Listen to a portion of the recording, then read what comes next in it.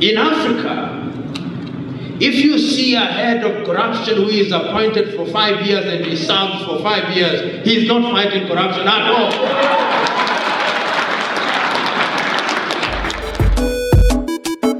I'm a king, yes, I'm a king. I'm a king. The second thing that I want to say, leadership is also helped by the quality of the people who follow. Part of the African problem is some of us, we who are led, we are like donkeys. You can't pull us, you pull us in the right direction, we want short-term solutions. You know, Namibia gained independence only a few decades ago. If you are looking for instant coffee solutions, it will not happen. There are certain things that it is only your children and children's children who will enjoy. And I've always said that our contribution and duty is we should have a generation that plants the seed, a generation that waters the seed, a generation that prunes the tree, a generation that enjoys the shade. That is how it is done. That is how it has been done throughout history. So intra-African trade is great, and I believe that is beginning to happen. The problem with Namibia is that the world now believes you are rich because you have a GDP of 11,000 United States dollars, and some African countries have a GDP of $600. So you are considered to be a middle-level economy. So you suffer very harshly. If I were you, I would present myself as very poor so that you gain some of these things that other countries are gaining. But it's a good thing. The only thing that I think Namibia should do, like I think this is true of Namibia and Botswana and Equatorial Guinea. What is your Gini index? The gap between the rich and the poor. Because that is where the danger is. You know, the danger is this, and I see it in the middle class estates, that you have a large population that is poor, and you have this middle class that is very rich and doing very well, so you begin building walls around your houses, complete with watchmen and panic button. But I've always said that when the people come, you will be so panicked that you will never remember where the panic button is, and they'll come anyway. So what is the solution? The solution is, let us reduce the gap between the rich and the poor. Let us have things. The reason why countries like Denmark, a friend of mine has just taken their children to Denmark, free education. Germany, free education. Once you have free education, what do you need much money for?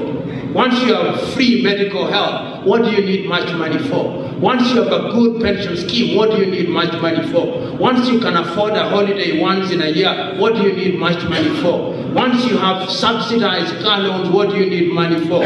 If you can get a house on reasonable mortgage, what do you need much money for? If the governments can do that, you'll discover that governance becomes very easy.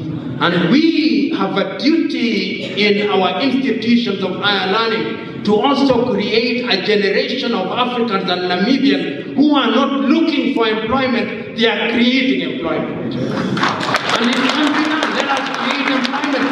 What are you doing? And I'm running myself, we are launching an African program where I'm telling young Africans, go home and create employment for 5 others. Go home so that when the government is talking, you are also contributing to the government. The last question is about corruption. I always tell this story. In Africa, if you see a head of corruption who is appointed for 5 years and he serves for 5 years, he is not fighting corruption at all.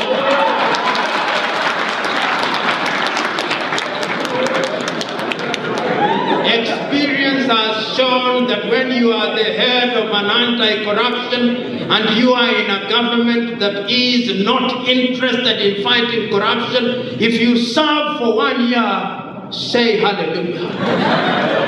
Why do I say so? In South Africa, McCarthy tried to fight corruption. He was removed. He went to the World Bank. In Nigeria, Nuhu Ribadu wanted to fight corruption, he was exiled.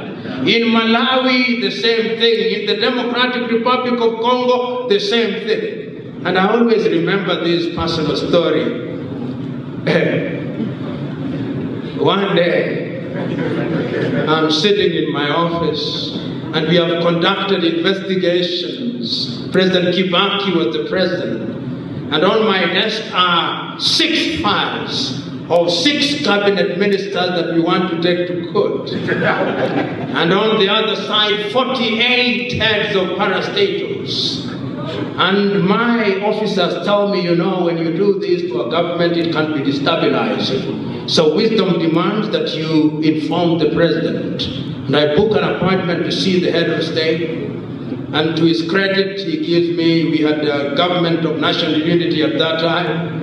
And I go to the president, and the chief of staff is there, and I told him, Your Excellency, I would prefer to speak to you alone. And to his credit, he moved away. And I told His Excellency, this is who I have. We intend to go to court, but there are 2 impediments. Remember that I must send these files to the Attorney General who sits in your cabinet, and it is your own cabinet that must approve, and there are 6 cabinet fellows.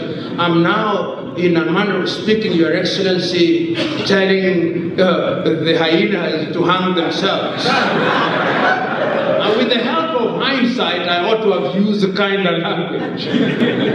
But the exuberance and the enthusiasm of a crusader sometimes takes away the wisdom. So the president tells me, and our president had a lot of sense of humor, he tells me, go and do your work. I asked myself, I expected enthusiastic support. I did not get it. I then am advised by the person who was the chief government spokesman, tells me, you know, this is a government, a coalition government. Go to the prime minister across the road.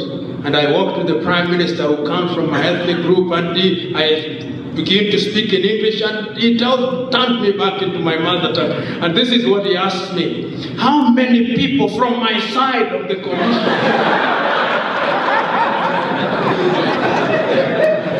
At that time, we had a new constitution, and one of the things, I'm giving you this story to answer your question. We are now making the new law. And in the new law, we ask for a new structure, and those who are there, cabinet ministers, a subcommittee of the cabinet that is looking at the new law. And before the meeting starts, I raised my hand to the chair and said, I have an objection. He says, what objection? I said, 90% of you here are under investigation, and therefore you have no moral authority to talk about this law. I was then asked to excuse myself. The following day, the law was amended at midnight to abolish my office and that of my 4 directors.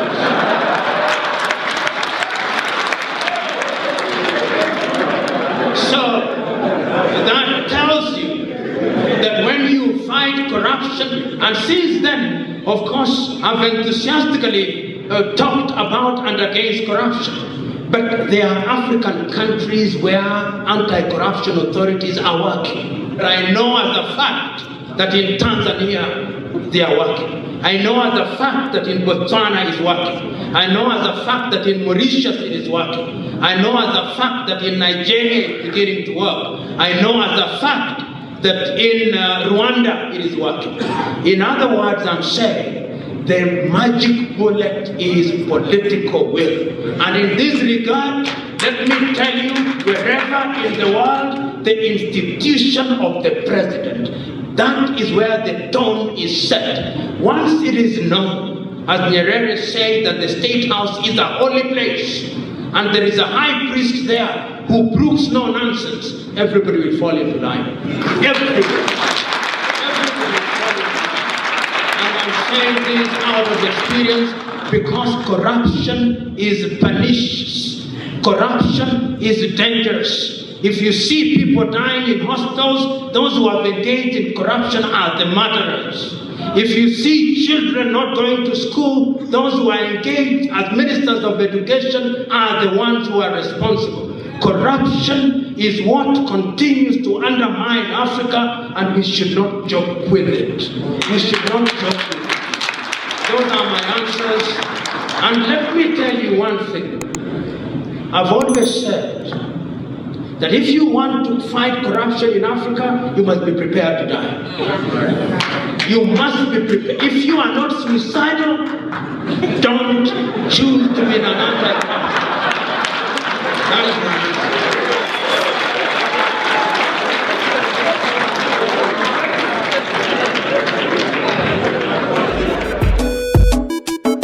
I'm a king, oh, yes, I'm a king, oh,